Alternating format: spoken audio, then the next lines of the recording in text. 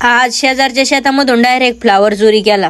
खरं वाटण बरं का, पण तसं काही नाही. त्यांनी सगळा फ्लावर तोडून घेतला होता आणि त्याचे जे पानं होते ते आपल्याला जनावरांसाठी आणायचे होते. शेतकऱ्याला प्रत्येक पिकामध्ये किती कष्ट करावं लागते आणि वरून त्याला भाव पण नाही. बिगर कामाची मीच होते, त्यामुळे सगळ्या मावशांचे गटुडे बांधायचं काम माझ्याकडे होतं. दिवसभर कांद्याच्या लागवडीमुळे त्यांना जनावराला खायला घ्यायसाठी टाइमच भेटत नाही. याच्या मागचा ब्लॉग मी शेतामध्ये सहज काढला होता, तरी तो एका दिवसामध्ये 100K गेलता. हे बघ कॅमेरा तुला फेमस करू आपण. चल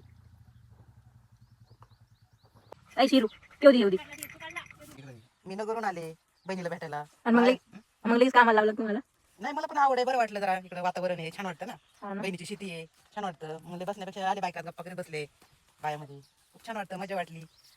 पण या वर्षी ना आमचं रोपच जळून गेलं. कशामुळे गेलं काय माहिती बाई, सांगताच आलं नाही. मग आम्ही परत दुसरं टाकलं. मग ते शेतकरी होणं सोपं नाही, त्यासाठी खूप कष्ट करावं लागते आणि त्यातल्या खूप कमी जणाला त्याची जाणीव आहे. चालतंय, मग फॉलो करून घ्या. भेटू आपण पुढच्या व्लॉगमध्ये. Bye bye.